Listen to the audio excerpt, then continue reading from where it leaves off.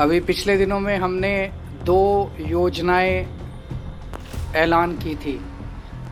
एक था महिला सम्मान योजना, दूसरा हमने ऐलान किया था संजीवनी योजना। संजीवनी योजना के तहत हमारे 60 साल के ऊपर के जितने बुजुर्ग हैं, उन सभी बुजुर्गों का मुफ्त इलाज, चाहे प्राइवेट हो चाहे सरकारी अस्पताल हो। आज दिल्ली के 75 लाख जरूरतमंदों को मुफ्त राशन भाजपा की सरकार दे रही है। दिल्ली में बनने वाली भाजपा सरकार सुनिश्चित करेगी कि माताओं बहनों को घर चलाना आसान हो। बसंत का मौसम अभी आने को है, लेकिन दिल्ली में बसंत इस बार समय से पहले ही दस्तक दे चुका है। मौसम सुहाना है और योजनाओं की फुलवारी सज गई है। साफ है कि मौसम वसंत का नहीं, चुनाव का आया है। प्रधानमंत्री नरेंद्र मोदी ने 5 जनवरी 2025 को दिल्ली में कुछ विकास परियोजनाओं का उद्घाटन और शिलान्यास किया। इसके बाद अपने भाषण में आम आदमी पार्टी को जमकर घेरा। ये आपदा वाले दिल्ली चुनाव में अपनी हार सामने देखकर बौखला गए, झूठ फैला रहे हैं। ये दिल्ली वालों को डरा रहे हैं कि बीजेपी आएगी तो ये बंद हो जाएगा, वो बंद हो जाएगा। लेकिन मैं दिल्ली वालों को विश्वास दिलाने आया हूं, भाजपा सरकार में दिल्ली में जनहित की कोई योजना बंद तो नहीं होगी। आप सरकार दिल्ली के नागरिकों को कई सुविधाएं फ्री में देने का दावा करती है, चाहे बिजली पानी हो या महिलाओं को सरकारी बस में मुफ्त यात्रा की सुविधा। आम नागरिकों को रियायत देने वाली ऐसी कई योजनाएं और प्रोग्राम हैं जिनके जरिए पार्टी ने अपना एक मजबूत वोट बैंक खड़ा किया है। माना जा रहा है कि प्रधानमंत्री मोदी का हालिया बयान भी इसी वोट बैंक को लुभाने की एक कवायद है। इंडिया टुडे मैगजीन में छपी हिमांशु शेखर की इस रिपोर्ट के जरिए समझेंगे कि दिल्ली में सत्ता की ये लड़ाई किस तरफ जा रही है। दिल्ली चुनाव से पहले प्रधानमंत्री मोदी का ये बयान उनके लंबे अरसे से चले आ रहे रुख के बिल्कुल उलट है। बीते 2 साल में कई मौकों पर वो रेवड़ी कल्चर यानी नागरिकों को मुफ्त में सुविधाएं देने के चलन की आलोचना करते रहे हैं। उन्होंने सीधे तौर पर कभी आपका नाम तो नहीं लिया, लेकिन भाजपा के कई नेता इसी मुद्दे पर दिल्ली सरकार को घेरते नजर आते हैं। ऐसे में सवाल उठता है कि आपकी आलोचना करते करते क्या भाजपा उसी की नीतियां अपनाने जा रही है।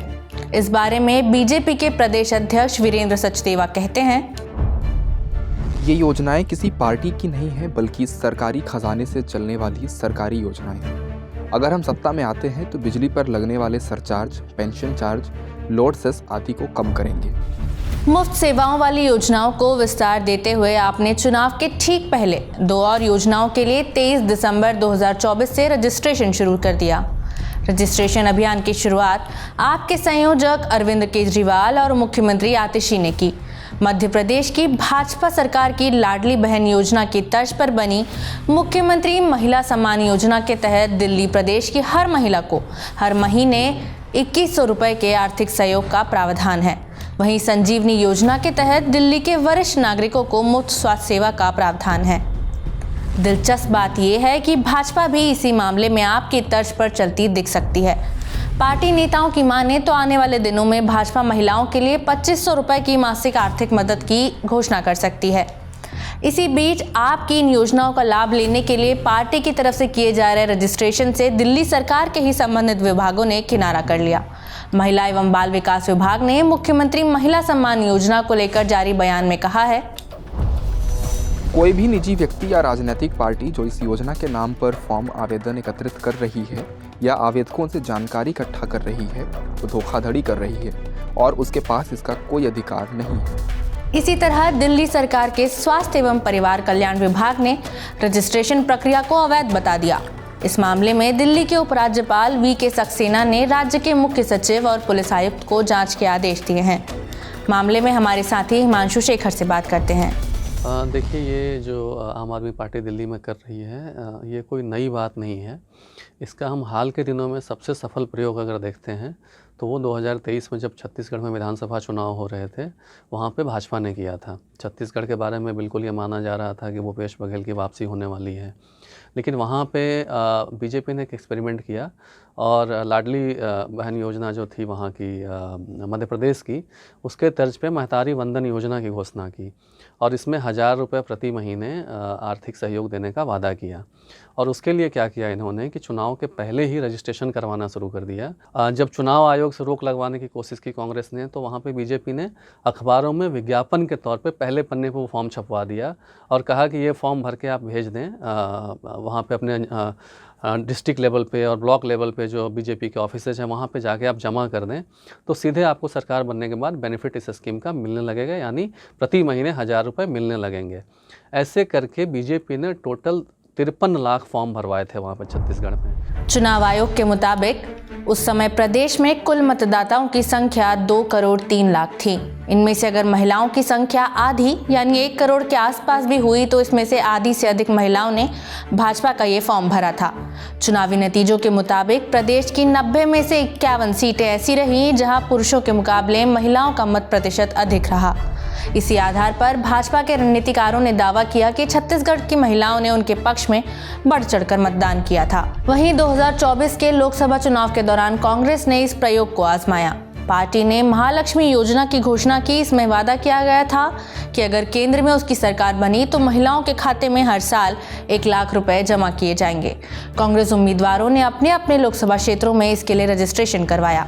हालांकि पार्टी ने अपनी लोकसभा सीटें 52 से बढ़कर 99 पर पहुंचने का श्रेय कभी भी सार्वजनिक तौर पर इस रणनीति को नहीं दिया, लेकिन पार्टी के नेता अनौपचारिक बातचीत में मानते हैं कि इससे महिला मतदाताओं तक पहुंच बढ़ाने में पार्टी को मदद मिली थी। आप दिल्ली में छत्तीसगढ़ के भाजपाई प्रयोग को दोहराना चाहती है, लेकिन यहाँ उस पर अड़ंगा लगाने वाली भी भाजपा ही है। मुख्यमंत्री महिला सम्मान योजना के बारे में नई दिल्ली विधानसभा सीट से केजरीवाल के खिलाफ भाजपा उम्मीदवार और पूर्व सांसद प्रवेश वर्मा कहते हैं, ये आधिकारिक सरकारी योजना नहीं है। आप कार्यकर्ता महिलाओं से उनका मोबाइल नंबर ले रहे हैं और कह रहे हैं कि उनके बैंक खाते में पैसा आ जाएगा। ये किसी बड़े साइबर फ्रॉड को अंजाम देने वाले हैं। लंबे समय तक दिल्ली प्रदेश की सत्ता में रही कांग्रेस लोकसभा चुनाव आप के साथ मिलकर लड़ी थी, लेकिन विधानसभा चुनाव में अलग होकर उतर रही है। आपकी आलोचना करते हुए कांग्रेस भी घोषणाओं के मामले में आपकी ही नकल करती दिख रही है। कांग्रेस ने प्यारी दीदी योजना की घोषणा की है। इसके तहत महिलाओं को प्रति महीना 2500 रुपए देने का वादा किया गया। प्रदेश कांग्रेस के एक वरिष्ठ नेता बताते हैं कि पार्टी अपने घोषणा पत्र में 400 यूनिट मुफ्त बिजली के अलावा इस योजना का लाभ कमर्शियल ग्राहकों तक पहुंचाने का वादा भी कर सकती है। लोक लुभावन योजना और चुनावी रणनीतियों में से एक दूसरे की नकल कर रहे भाजपा, आप और कांग्रेस ऐसा करते हुए एक दूसरे पर नकेल कसने की भी कोशिश कर रहे हैं। जाहिर है कि इससे दिल्ली जीतने की लड़ाई कुछ और दिलचस्प हो गई है। वीडियो में इतना ही। दिल्ली चुनाव और योजनाओं को लेकर आपके क्या विचार हैं, हमें कमेंट बॉक्स में जरूर बताएं। शुक्रिया।